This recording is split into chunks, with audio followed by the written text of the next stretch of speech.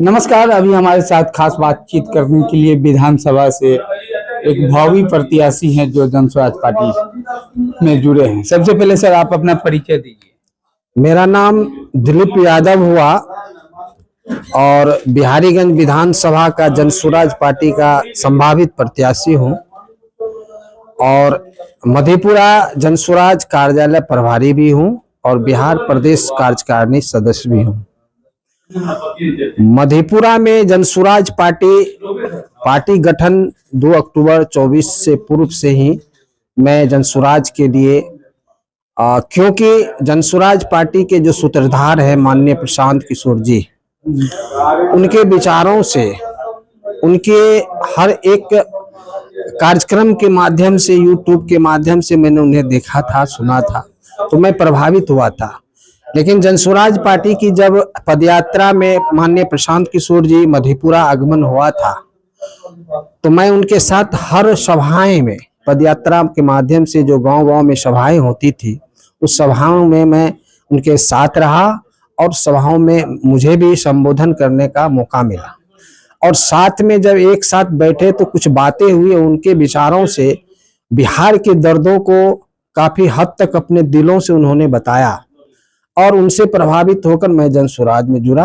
और उन्होंने हमारे व्यक्तित्व को लेकर जो पदभार जो मुझे मिला है, और मैं उनसे पद भी नहीं मांगा और मुझे पद भी उनको दिया गया और मैं उसको बखूबी निभा रहा हूं अभी तक।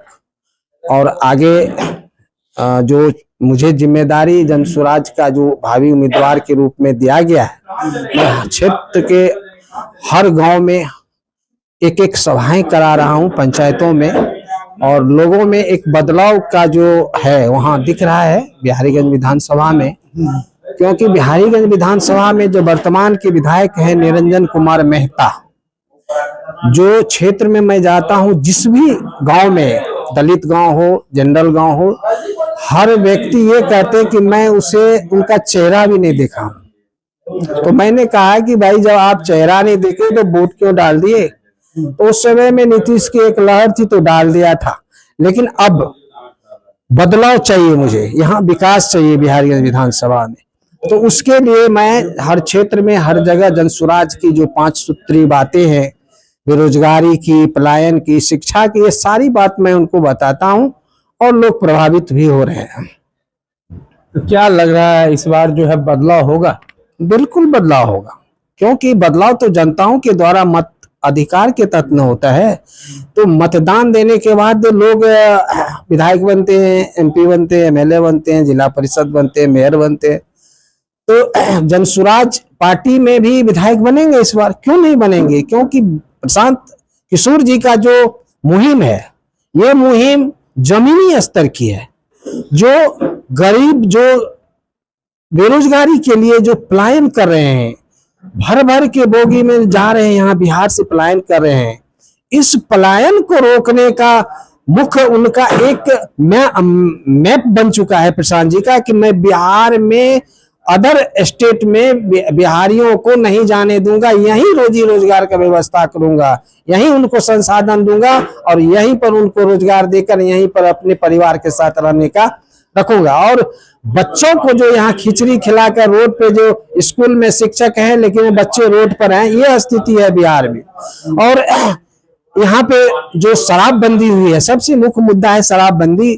तो शराब बंद तो नहीं है बिहार में, कतई बंद नहीं है, हर घर में, हर जगह डिलीवरी हो रहा है और जहरीली शराब पीकर लोग मरे जा रहे हैं।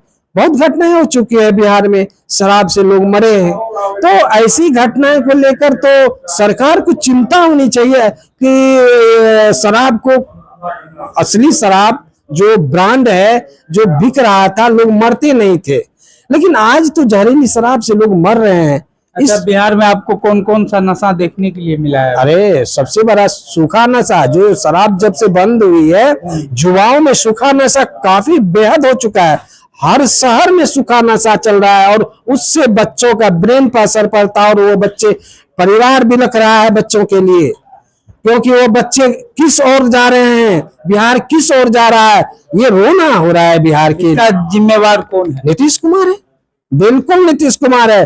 परिवर्तन होके रहेगी और जनसुराज पार्टी निश्चित रूप से इस बार सरकार भी बनाएगी। कितने सीटों से चुनाव लड़ेगी? बिल्कुल 243 सीट से चुनाव लड़ने जा रही है पूरे मजबूती के साथ।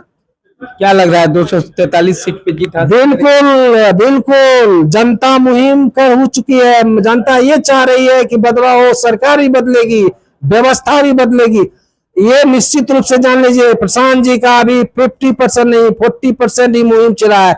60% आते आते 100% आते आते तो लहर ही लहर रहेगा बिहार में। कोई दल नहीं दिखेगा, ओनली जनसुराज।